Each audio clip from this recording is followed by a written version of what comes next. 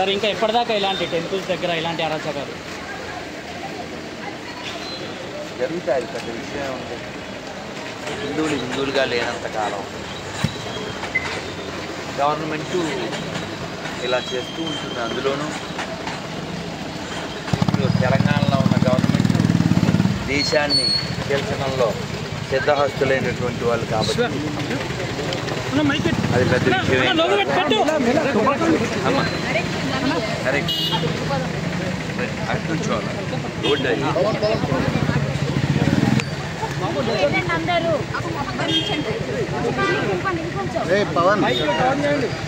జై పెద్దమ్మ తల్లికి, మాతాకి జై శ్రీరామ్.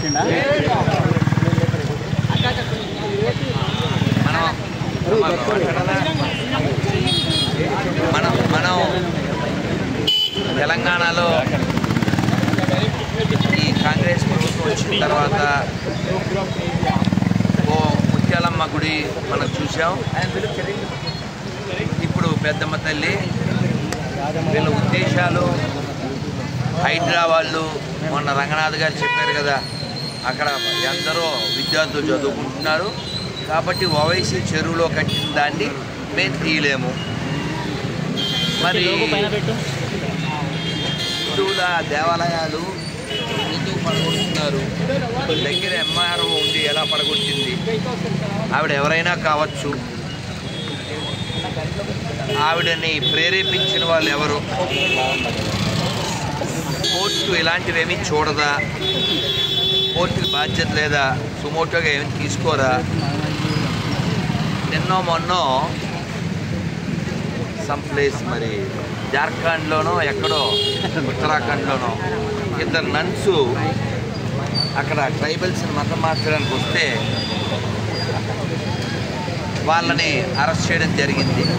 దాని మీద మన రాహుల్ విన్సీ అలియాస్ రాహుల్ గాంధీ మాట్లాడుతూ ఇది మైనారిటీలపై దాడి అన్నాడు. మరి ఇప్పుడు పెద్దమ్మ గుడి పోల్చడం ఏంటి? ఎవరి మీద దాడి? దత్తాత్రేయ గోత్రికుడు అని చెప్పుకునే పెద్ద మనిషి మాట్లాడాలా? ఇన్నిటికీ కారణం ఏమిటంటే మన దేవాలయాల నుంచి డబ్బులు పట్టుకెళ్ళి మైనారిటీ అపీజ్మెంట్ కోసం వాడేటువంటి నీచ బుద్ధి కలిగినటువంటి ప్రభుత్వాలు ఉండడం. మీ అందరికీ తెలుసు, యాదగిరిగుట్ట దర్శనానికి పైకి వెళ్ళాలంటే ఇదివరకు నేరుగా వెళ్ళే వాళ్ళం తెలుసు కదా. ఇప్పుడు 500 ఎంత పెడితే పైకి తీసుకెళ్తాం. దర్శనం డబ్బులు. మన దేశంలో సెక్యులరిజం ఎంత చండాలమో అని చెప్పడానికి తెలంగాణలో గొప్ప ఉదాహరణ ఉంది. ఏంటది? వేములవాడ రాజన్న గుళ్ళోంచి డబ్బులు గవర్నమెంట్ పట్టుకెళ్తుంది. లోపల ఉండే దర్గా డబ్బులు వాళ్ళు పట్టుకెళ్తారు. ఇది సెక్యులరిజం. కాబట్టి సుప్రీంకోర్టు దీన్ని సుమోటోగా తీసుకుని సెక్యులరిజం అనే పదాన్ని తీసేయాలి. అదొక నపుంసకుల్ని, హిందువులు నపుంసకులుగా చేసేటువంటి వరస్ట్ వర్డ్ అయిపోయింది. ఏ ముస్లిము ఏ క్రిస్టియను ఐఎమ్ సెక్యులర్ అని చెప్పడం.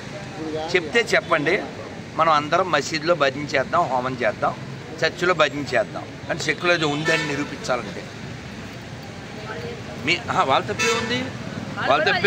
వాళ్ళ తప్పే ఉందమ్మా. మీరు మొన్న కన్వర్ అది యాత్ర జరుగుతుందా ఎక్కడ? మధ్యప్రదేశ్లో. కావడి. మరి వాడెవడో లారీ కింద పడ్డాడు. నేను స్టేటస్ పెట్టా, వాడి మతనిష్ట చూడండి, సిగ్గులేని హిందువులారా. మనకి బొట్టు పెట్టుకోవడానికి సిగ్గు, నిజం చెప్పడానికి సిగ్గు, తిరుమలని గోంది చెప్పడానికి సిగ్గు, పార్టీ కుక్కల్లా ఉండే హిందువుల వల్ల ఇది జరుగుతుంది. మీరు గమనించవచ్చు, అనాలిసిస్ చేయండి. ఇంతకుముందు ఏ గవర్నమెంట్ ఉందో ఆ గవర్నమెంట్తోనే ఇక్కడ ఓవైసీ బ్రదర్స్ ఉన్నారు. అంతకుముందు ఉండే గవర్నమెంట్తో ఓవైసీ బ్రదర్స్ ఉన్నారు. ఇప్పుడు ఉండే వాళ్ళతో వాళ్ళు ఉన్నారు. ఎందుకని? వాళ్ళకి పార్టీలు ముఖ్యం కాదు, వాళ్ళకి ప్రాంతం ముఖ్యం కాదు, వాళ్ళకి వాళ్ళ మతం ముఖ్యం. మరి మన దరిద్రులకో పార్టీ కుక్కలు, కులం కుక్కలు. పహల్గావ్లో ఏం జరిగిందో చూసిన తర్వాత కూడా మనం మారకపోతే, లవ్ జిహాద్లో సూట్ కేసుల్లో అమ్మాయిలు వస్తుండగా చూసి కూడా ఫ్రిడ్జ్లో అమ్మాయిలు, హిందువుల అమ్మాయిలు 38 ముక్కలు 48 ముక్కలు అయిపోతుంటే చూసి కూడా మాట్లాడకపోతే పెద్దమ్మ గుడి ఏంటి? నీ ఇంట్లో కూడా వస్తారు, నీ ఇల్లు కూడా గుడుస్తారు, ఎందుకంటే హరిహర వీరమల్లో కొన్ని చూపించారుగా, అవన్నీ రిపీట్ అవ్వకూడదు అనుకుంటే హిందువులారా హిందువులుగా జీవించండి.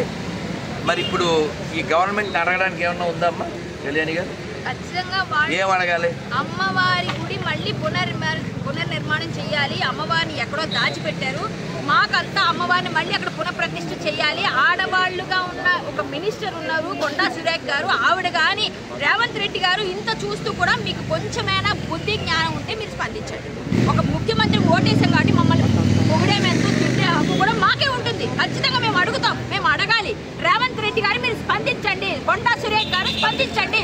మా గుడి మాకు కావాలి. We want justice. We want justice. We want justice. We want justice. Bharat Mata కీ వందే మాతరం. వందే మాతరం. భారత్ మాతా కీ పెద్దమ్మ తల్లి గుడిని పునర్నిర్మించాలి. ఆ అధికారిని వెంటనే సస్పెండ్ చేయాలి. సస్పెండ్ చేయాలి. ఆ గుడిని కూల్చిన అధికారిని వెంటనే సస్పెండ్ చేయాలి. అధికారిని వెంటనే సస్పెండ్ చేయాలి. చేయాలి. మా గుడి మాకు కావాలి. కావాలి కావాలి. మసీదులు కూల్చలేని మీరు గుడులు కూల్చే అధికారం మీకు లేదు. లేదు లేదు. గవర్నమెంట్ స్థలాల్లో మసీదులు చర్చిలు ఉన్నాయి, అవి కూల్చి మా గుడి వరకు రండి అంటే అప్పుడే రావాలి. మీకు దమ్ముంటే సిగ్గుంటే అవన్నీ చేసి మా వరకు రండి. ప్రతి ఒక్కరు గుర్తుపెట్టుకోండి, ఇంకొకసారి ఓటు వేయకూడదు.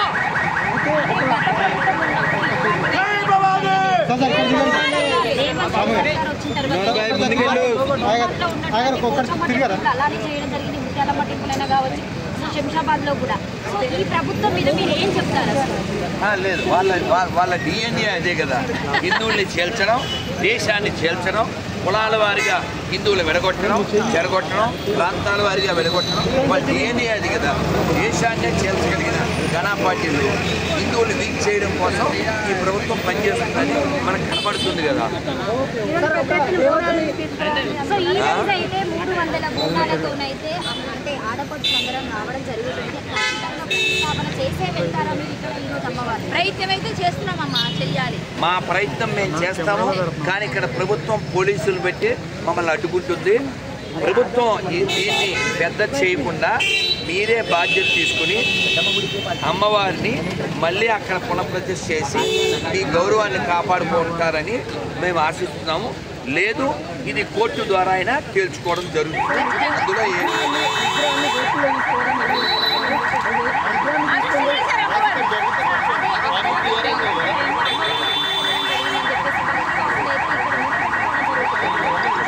అదంతా మేము చూశాము. అంటే వాళ్ళ ధైర్యం ఏమిటో తెలుసా, హిందువులు ఏం చేయలేదు కాబట్టి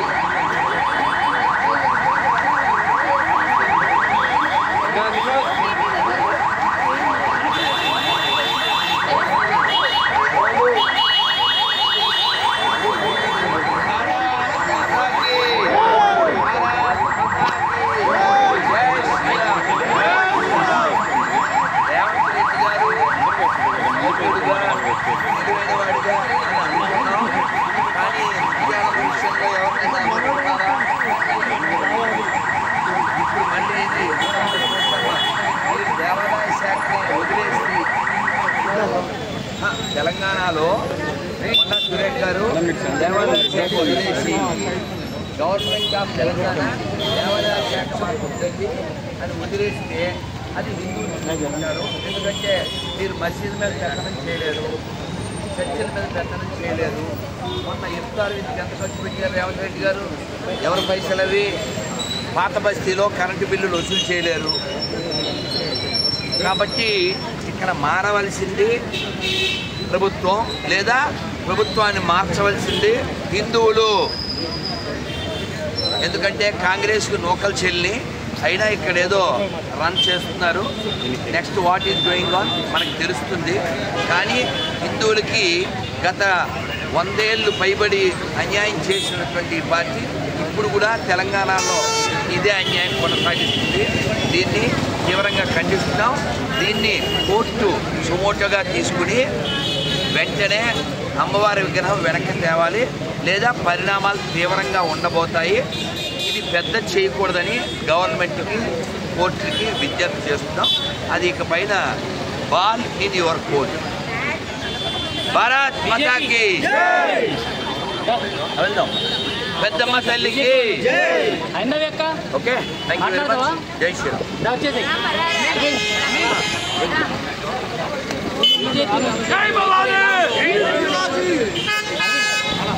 దగ్గర పెట్టావు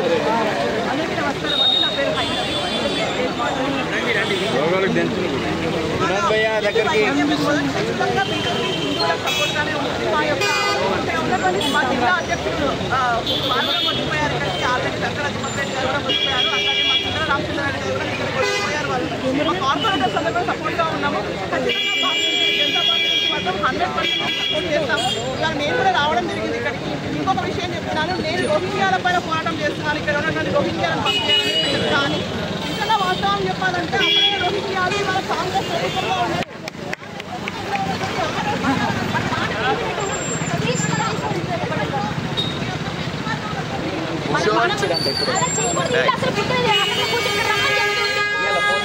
రమ్మని చెప్పు, ఇక్కడ రమ్మని. ఇక్కడికి వస్తే ఇక్కడ నుంచి ఏదో తెలుస్తుంది. అక్కడ కూర్చొని అట్లంటే ఎట్లా అవుతుంది?